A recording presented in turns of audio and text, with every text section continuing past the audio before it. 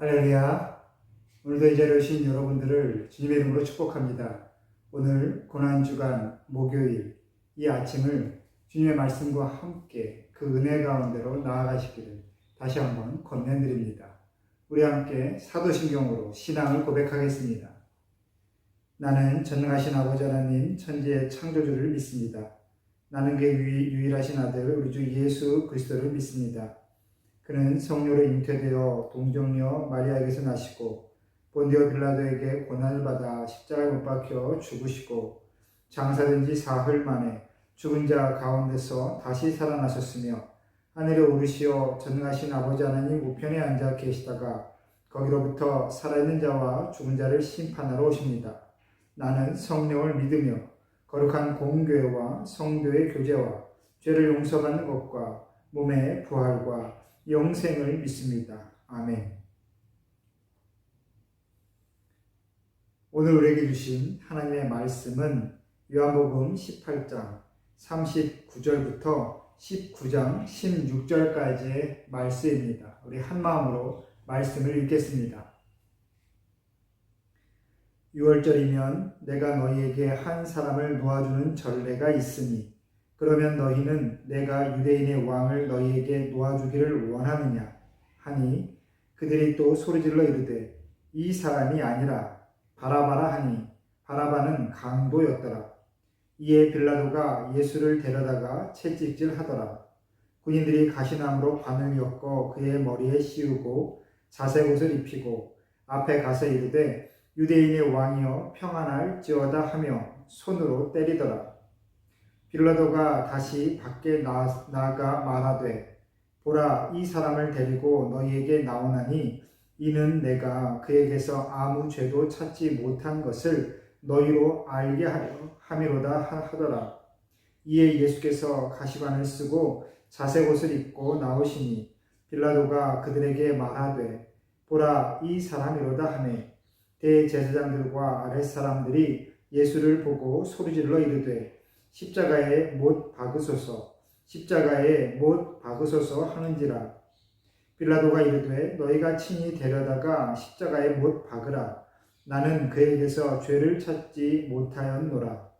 유대인들이 대답하되 우리에게 법이 있으니 그 법대로 하면 그가 당연히 죽을 것은 그가 자기를 하나님의 아들이라 함이니이다. 빌라도가 이 말을 듣고 더욱 두려워하여 다시 관정에 들어가서 예수께 말하되 너는 어디로부터냐 하되 예수께서 대답하여 주지 아니하시는지라. 빌라도가 이르되 내가 말하지 아니하느냐 내가 너를 놓을 권한도 있고 십자가에 못 박을 권한도 있는 줄 알지 못하느냐. 예수께서 대답하시되 위에서 주지 아니하셨더라면 나를 해할 권한이 없었으리니 그러므로 나를 네게 넘겨준 자의 죄는 더 크다 하시니라.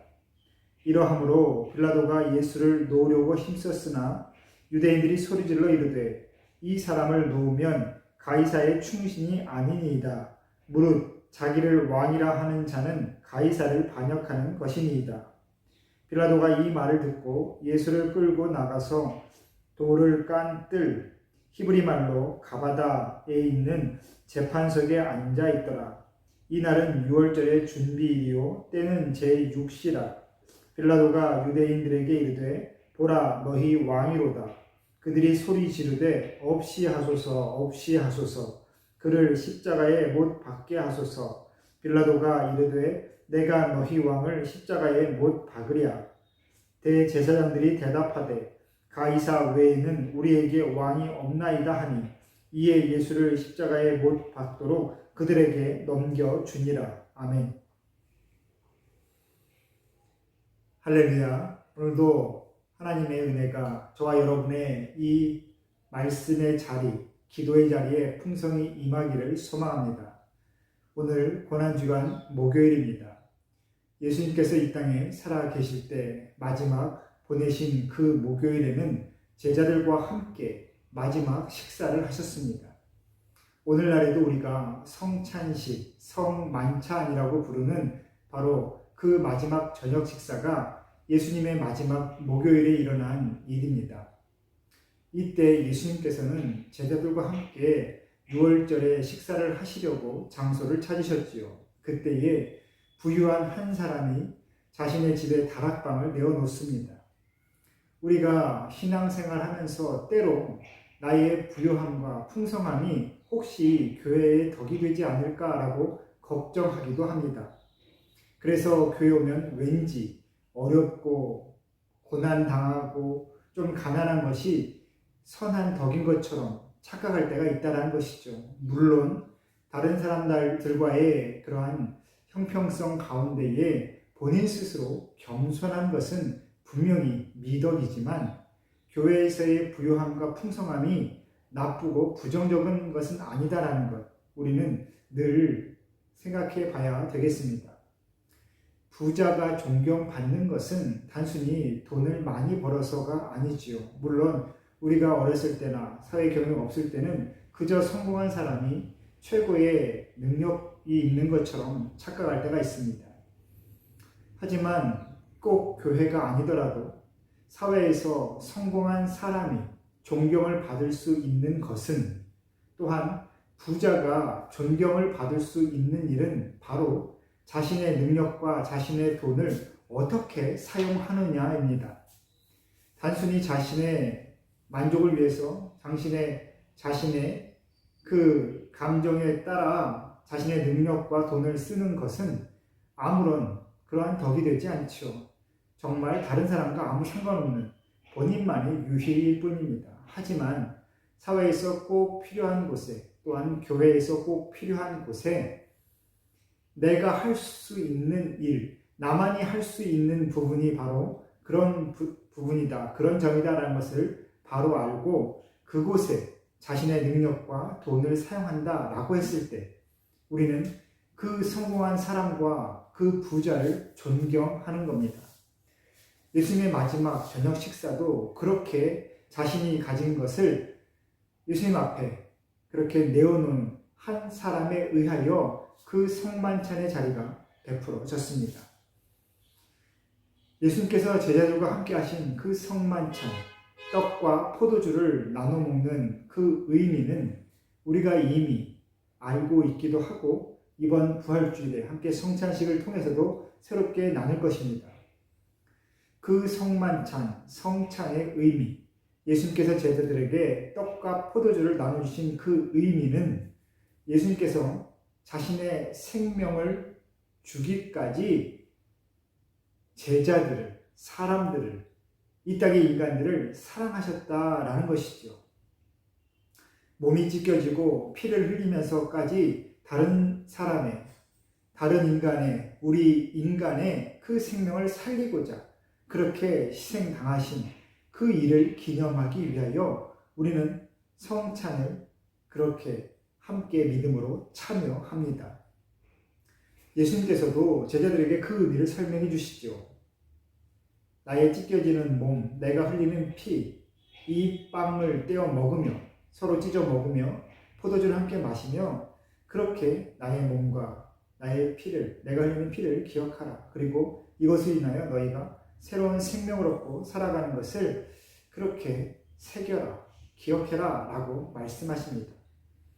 물론 성만찬의 의미는 그야말로 큰 연합의 의미를 담고 있고 우리가 주님과 한 몸으로 믿음의 공동체라는 그러한 마음의 확신을 주기도 하지만 제자 예수님이 마지막으로 함께 하신 이 자리에서 우리는 또 하나의 사건을 기억해야 합니다. 그곳에서 이루어진 두 사람의 시험의 장면 말입니다. 첫 번째는 바로 그 마지막 식사 때 예수님께서는 가룟 유다가 예수님을 배반할 것을, 예수님을 팔 것을 제자들에게 비유적으로 돌려서 말씀하십니다. 아무도 알아채지 못했지만 말입니다. 가룟 유다에게만 이 떡을 함께 나누는 자가 나를 팔 자다라고 하면서 제일 먼저 가룟 유다에게 빵을 주었을 때에 그 의미가 다른 사람은 몰랐지만 가룟 유다 자신만큼은 느꼈지요. 예수님께서는 가룟 유다에게 마지막으로 그 마음을 돌이킬 기회를 주셨습니다. 그 떡을 먹으며 예수님께서 이미 아신다라는 그 사실을 그가 깨달으며 예수님께 돌아오기를, 자신의 잘못을 고백하고 돌이키기를 예수님께서는 마지막으로 기회를 주신 것이지요. 그때에 가룟 유다는 그것을 뿌리칩니다. 자신의 의지로 말이지요. 또 하나, 그곳에는 베드로도 있었습니다. 제자 중에 하나가 예수님을 팔 거다라는 예수님의 말씀을 듣고 베드로는 나는 감옥에 가기까지, 죽음의 자리까지 예수님을 배반하지 않으리겠습니다 라고 자신있게 선포합니다. 그때 예수님께서는 단언하시지요. 너는 나를 부인할 것이다 라고 말입니다. 하지만 베드로는 끝까지 예수님의 그 말조차 부인합니다. 나는 그렇지 않습니다 라고 말했죠. 하지만 우리가 다 알듯이 베드로는 결국 예수님께서 잡히자마자 사람들 앞에서 그 3번이나 예수님을 부인하게 됩니다. 나는 예수를 모른다 라고 말했죠. 하지만 이 가룟 유다와 베드로, 예수님께서 돌아설 기회를 주셨지만 둘 다 예수님께 돌아서지 못하고 그렇게 믿음의 실패를 하고 맙니다. 하지만 가룟 유다의 인생이 끝나버린 것은 그는 자신의 잘못을 후회하면서도 끝까지 하나님께로 돌아오지 않았다는 겁니다. 스스로 목숨을 던지지요. 우물에 몸을 던져 그렇게 생을 끊어버립니다.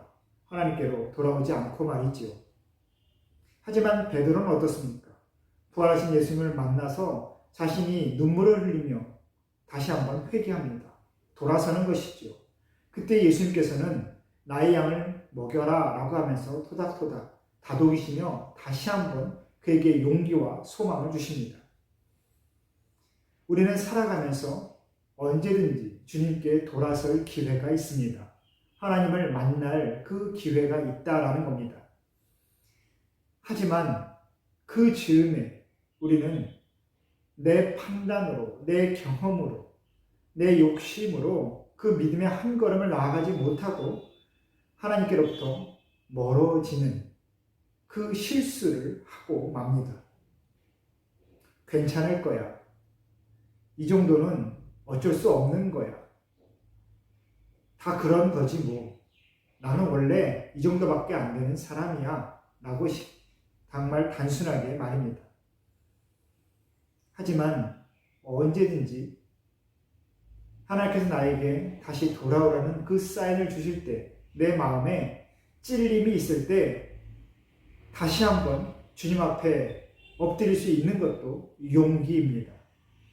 그 믿음의 용기를 통해 우리는 내 자신을 정직하게 또한 진실하게 돌아보고 다시 한번 하나님의 은혜의 손을 경험하게 되는 것입니다. 믿음이 어려운 것은, 믿음 생활이 어려운 것은 단순히 이것이 지식으로 끝나는 것이 아니다라는 것입니다. 말씀을 읽고 좋은 이야기 듣고 그리고 사람들로부터 관계 맺어가며 그렇게 살아가지만 정말 우리가 이 믿음의 능력을 누리기 위해서는 이 믿음을 내 삶으로 살아내야 된다라는 겁니다. 내 삶으로, 내가 있는 곳에서 하나님께서 보여주시는 그 영혼들에게 하나님의 말씀을 내 몸으로, 나의 삶의 모습으로 그렇게 보여줘야 되는데, 내 스스로 그렇게 살아야 되는데 우리가 그 삶을 살지 못하기에 우리의 믿음은 늘 제자리이고 또한 늘 후회스러운 것이죠. 왜 나는 믿음이 있지만 특별한 일상을 살지 못하는가? 왜 나는 이렇게 약한가? 의지도 약하고 왜 항상 이렇게 흔들리고 불안할까?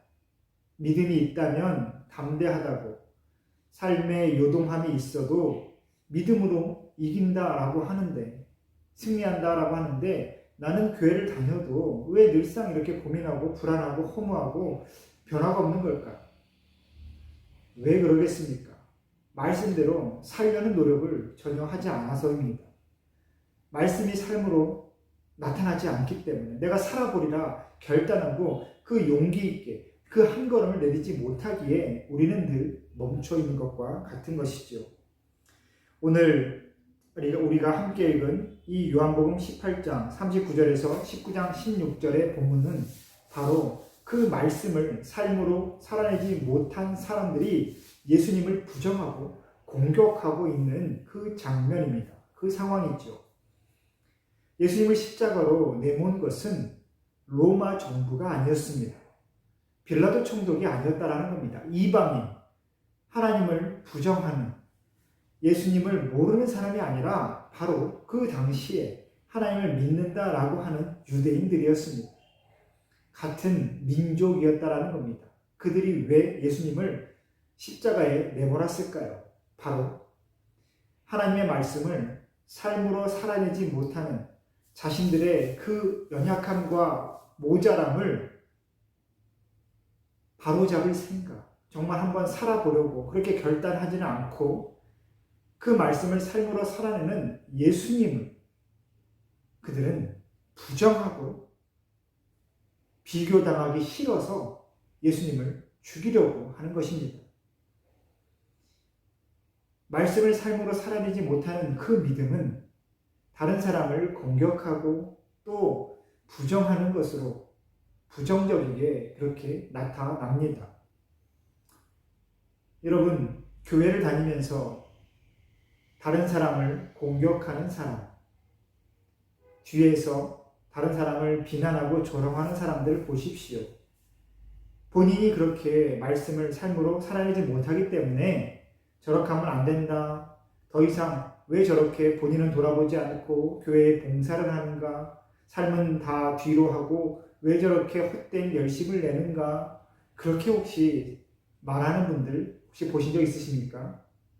다른 사람의 열심을 인정해주고 그 인정을 하나님께서 올바로 이끌어 주시며 결국 하나님께서 기뻐하시는 결실을 맺도록 중보기도하면 되는 것이죠. 여러분, 이 고난주간 또 부활주의를 앞두고 있는데 오늘 다시 한번 그 믿음의 한 걸음을 새로운 힘으로 내디디시기를 바랍니다. 우리의 믿음, 우리의 삶은 결국 말씀을 삶으로 이루어내는데 그 목표가 있습니다. 오늘 주신 말씀, 또 기도하는 가운데 또 여러 자리에서 생각나시는 그 말씀을 나의 일상으로 오늘 살아내보기를 결단하시는 저와 여러분 되기를 주의 이름으로 축복합니다. 우리 함께 기도하겠습니다.